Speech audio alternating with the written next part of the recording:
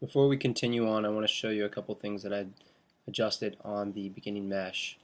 If you notice, we have quite a few extra vertices that need to be adjusted, in which case we start to utilize the interactive split polygons tool to create those forms. And notice anatomically we want to try to create a pictorial here. So we kind of run through it very quickly.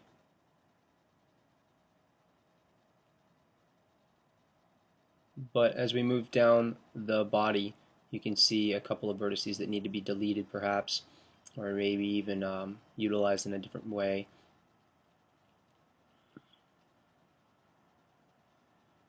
Here we're using the split polygons tool to help create some more geometry to extrude from later.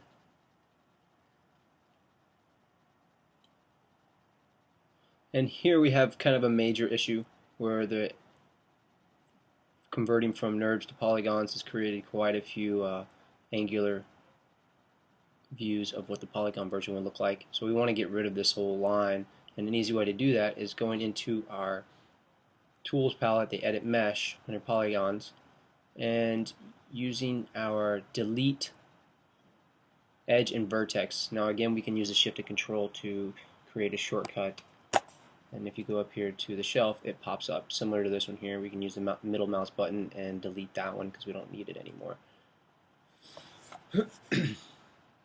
And moving on, we don't want to select these. If you notice, it doesn't select right now because I have placed these images back here on a layer, and you can access that through your channel box. I'm going to turn them off, turn off the visibility, turn it back on to show you that these are already on a layer. You can actually put this here on a layer if you like, and we do that by selecting the little circle is the material and then the layer itself, and this means to actually interact it. So there we go. Now we can turn this off and on, and that'll be on a layer. This makes it easier for when you're selecting vertices and you don't want to select the back parts of your images. At this point, we move on to double checking the polygons mesh for any extra verts that don't outline our four-sided polygon workflow. Once that's done, we can basically adjust to best fit the anatomy of a person, create more geometry for the groin area of our character. Now I basically did this where I selected it, brought it over a little bit, grabbed some verts.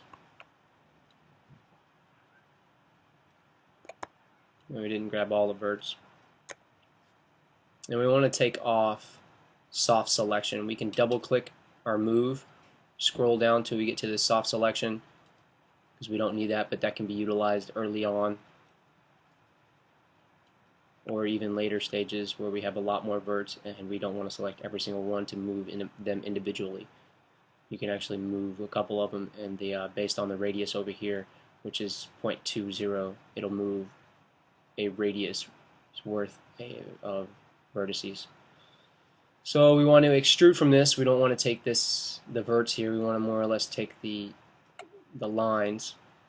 We'll deselect all the lines we don't want and extrude. And this is our extrude button, our shortcut. You can actually access this through our edit mesh. And there's the extrude right there. We'll hit this one. Hit our little manipulator icon. Bring it over a little bit. Now you can actually snap these to the grid if you like. I like to select this snap and this snap. That way it does select to the grid itself. And we can take those off. At this point it becomes a basic extruding process under the polygon palette.